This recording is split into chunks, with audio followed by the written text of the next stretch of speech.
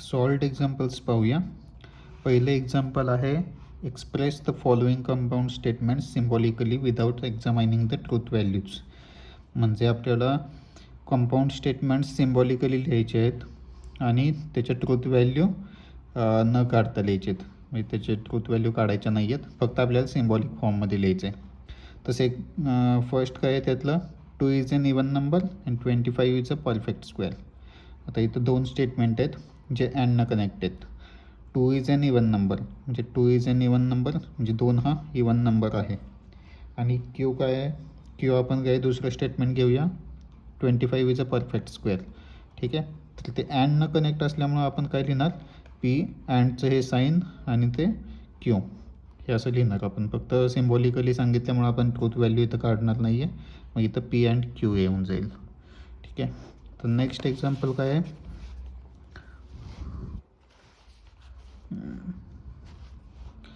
A school is open or their is holiday. म्हणजे इथं पण दोन स्टेटमेंट आहेत आणि ते ऑरनं कनेक्ट आहेत. म्हणजे स्कूल एक तर ओपन आहे किंवा देअर इज हॉलिडे म्हणजे सुट्टी आहे. ठीक आहे. मग पी आपण पहिलं स्टेटमेंट काय घेतलं, अ स्कूल इज ओपन. दुसरं स्टेटमेंट काय घेतलं, देअर इज अ हॉलिडे.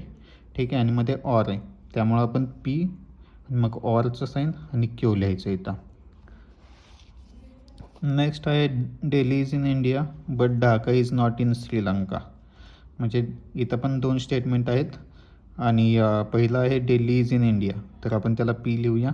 आणि क्यू म्हणजे ढाका इज इन श्रीलंका असं घेऊया. नॉट नाही घ्यायचं कारण नॉटसाठी आपल्याकडे साईन आहे निगेशनचं, त्यामुळं आपण तसं लिहितलं घेऊया. मग इथं सिम्बॉलिक फॉर्ममध्ये काय येईल, पी.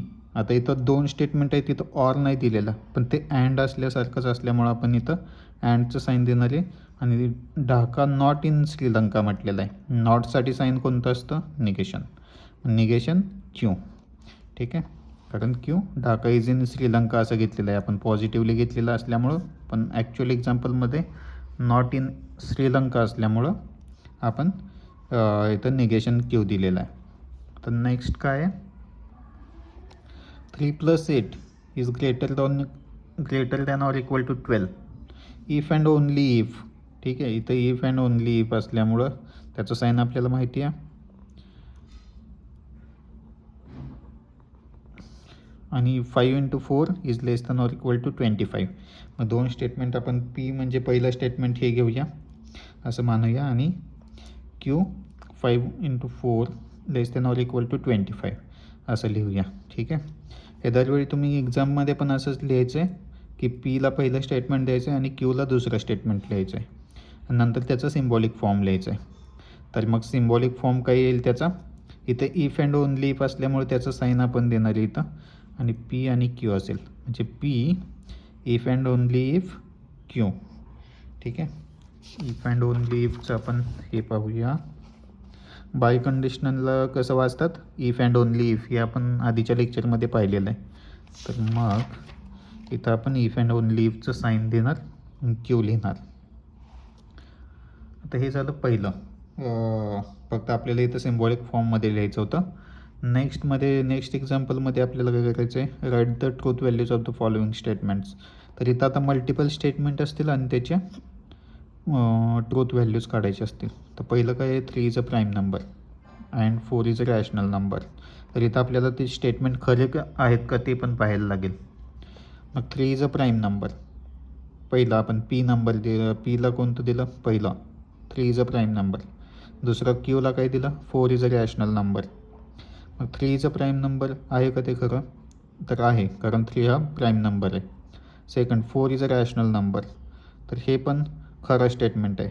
रॅशनल नंबर कोणते असतात, 1 2 3 4 वगैरे असे असतात किंवा जे आपण फ्रॅक्शनमध्ये लिहू शकतो. ठीक आहे. 4 हा पण आपण फ्रॅक्शनमध्ये लिहू शकतो कारण 4 हा फ्रॅक्शनमध्ये लिहायचा असेल तर 4/1 असं येईल किंवा 8/2 सुद्धा आपण लिहिलं तरी त्याचा ॲन्सर 4 येईल. ठीक आहे. तर हे पण ट्रू असल्यामुळं म्हणजे पी आणि क्यू हे दोन्ही स्टेटमेंट आपण ट्रू असल्यामुळं आपण काय लिहिणार, पी अँड क्यू इथं पहिल्यांदा सिम्बॉलिक फॉर्ममध्ये लिहिलं आणि नंतर टी अँड टी, कारण पीची पण ट्रूथ व्हॅल्यू काय होती, पहिल्या स्टेटमेंटची ट्रू होतं. ठीक आहे. हे ट्रू होतं आणि सेकंडचं पण ट्रू असल्यामुळं टी अँड टी आलं आणि त्याचं मग काय झालं टी, कारण अँडमध्ये टी दोन्हीपैकी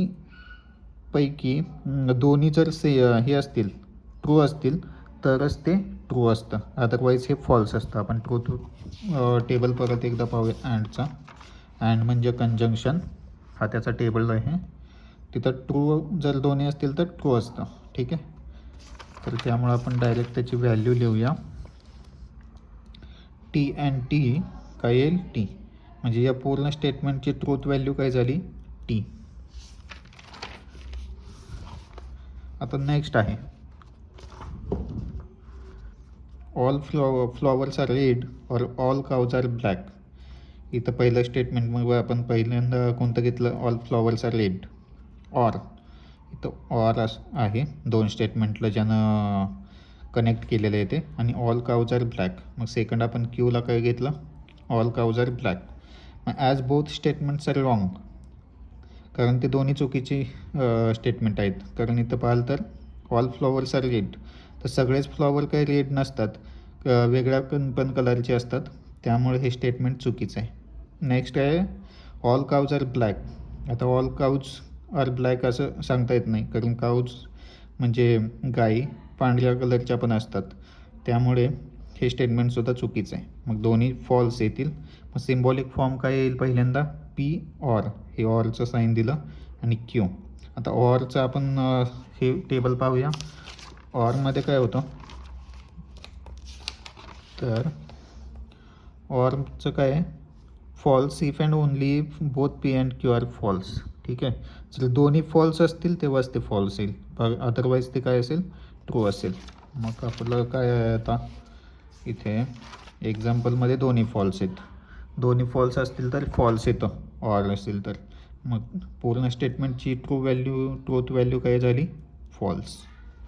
आता नेक्स्ट काय आहे, if Mumbai is in Maharashtra then Delhi is the capital of India. आता इफ अँड देनचं आलेलं आहे म्हणजे कंडिशनल आहे. कंडिशनलचं पहिल्यांदा आपण पी आणि क्यूमध्ये दोन्ही स्टेटमेंटला देऊया. तर पीचं पहिलं statement Mumbai is in Maharashtra, क्यूला Delhi is capital of India. ठीक आहे, आता मुंबई इज इन महाराष्ट्र ते ट्रू आहे का, येस, मुंबई महाराष्ट्रामध्येच आहे.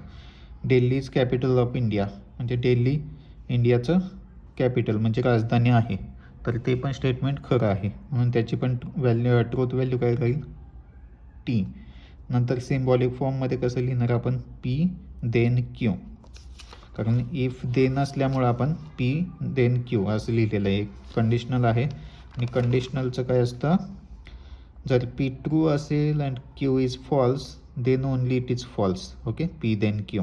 ठीक आहे, म्हणजे पहिलं स्टेटमेंट ट्रू पाहिजे, सेकंड स्टेटमेंट फॉल्स पाहिजे, तेव्हा त्याचं दोन्ही स्टेटमेंटची मिळून ट्रूथ व्हॅल्यू काय होते फॉल्स, अदरवाईज काय होते ट्रू. इथं ट्रूथ व्हॅल्यू टेबल पण आहे. तर मग आपलं काय आहे बघूया आता. आपलं पहिलं ट्रू आहे, दुसरं पण ट्रू आहे.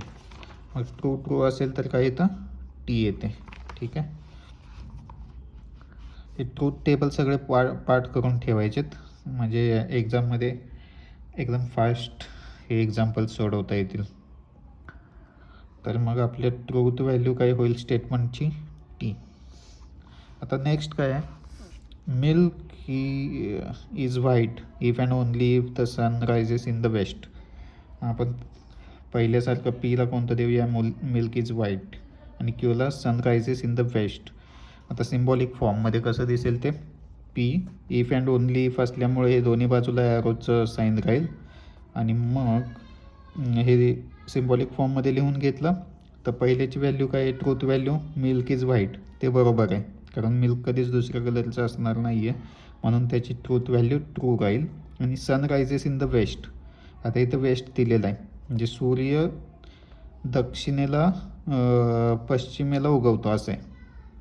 ठीक आहे, पण तसं ते खोटं आहे, कारण सूर्य पूर्वेला उगवतो, त्यामुळे याची ट्रूथ व्हॅल्यू काय झाली फॉल्स. ठीक आहे, हे चुकीचं आहे स्टेटमेंट. मग इथं true if and only if false. आता आपण त्याचं ट्रूथ टेबल पाहूया. बाय कंडिशनलमध्ये कसं आहे, P if and only if Q is true if P and both Q have both same truth values. तर दोन्ही सेम असतील तरच ते ट्रू होतं, म्हणजे टी टी टी आणि एफ एफ टी. ठीक आहे, बाकीच्या केसमध्ये ते फॉल्स होतं. तर आपल्या केसमध्ये काय आहे, टी एफ. ठीक आहे, टी एफ असल्यामुळं टी एफची व्हॅल्यू काय झाली, फॉल्स. ठीक आहे, मग आपल्या पूर्ण स्टेटमेंटची व्हॅल्यू काय झाली, फॉल्स. तर बाकीचं आपण नेक्स्ट लेक्चरमध्ये पाहूया एक्झाम्पल्स.